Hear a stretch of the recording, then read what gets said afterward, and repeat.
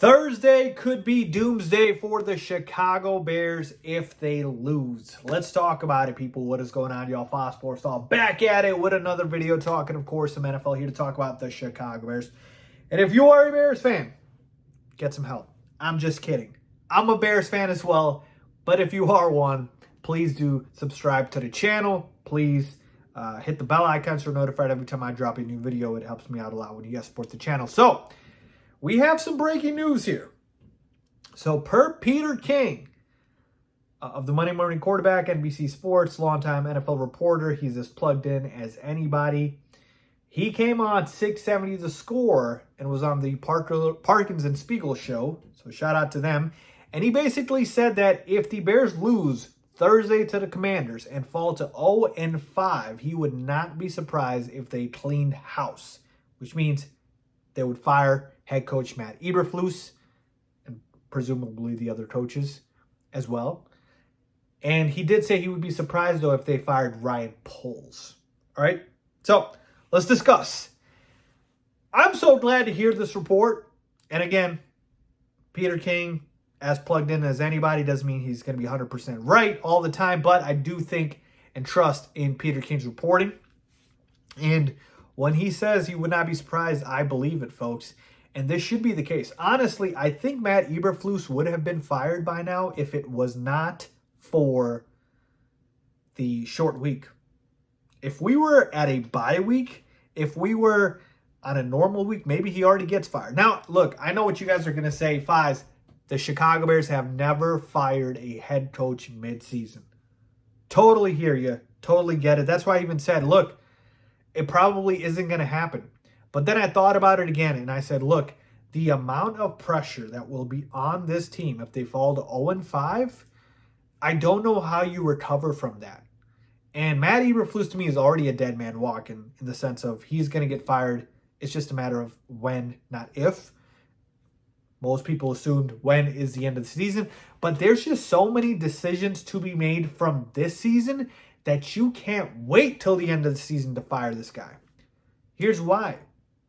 You have to make a determination on Justin Fields if he's your future quarterback. Now, he controls that more than anybody, but he also needs to be put in a position to succeed. And so if you keep Eberflus around and you keep losing, then you might not get a proper evaluation of Justin Fields because, hey, Matt Eberflus, a big part of the reason why the Bears were losing and Justin Fields wasn't set up for success. Now, he still controls his own future in the sense of he can put up numbers and the Bears still lose. But you get my point here, is you want a clean slate.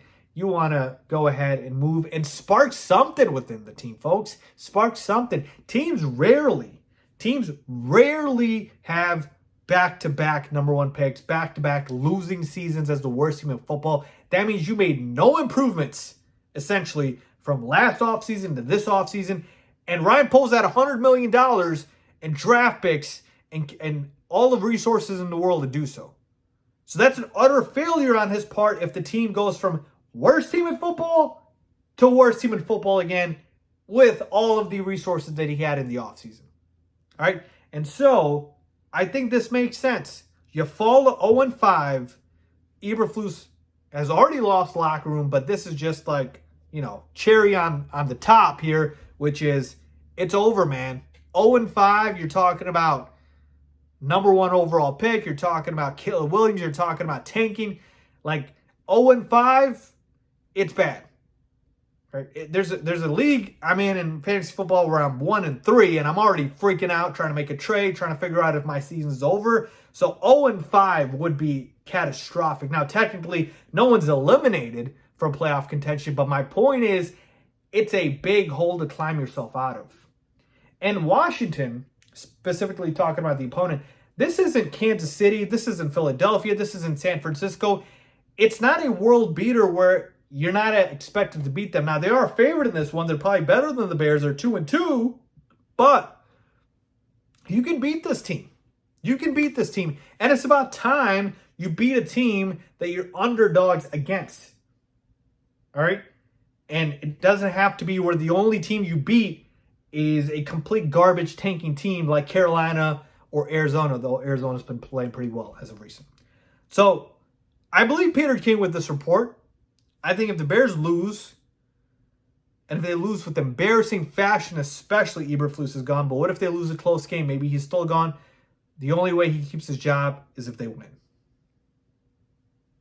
So I hope this happens, and maybe it is a little bit of hope on my end, more so than what I think. Maybe I'm hoping Eberflus gets fired.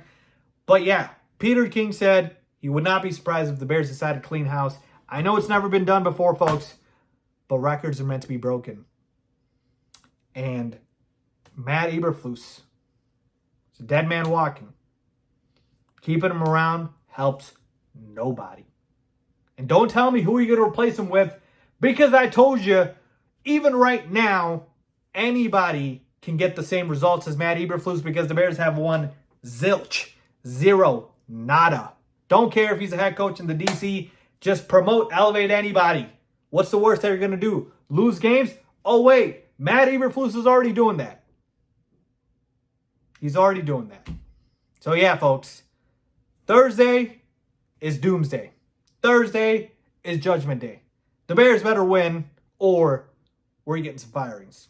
Let me know what you guys think. Leave a comment down below as always.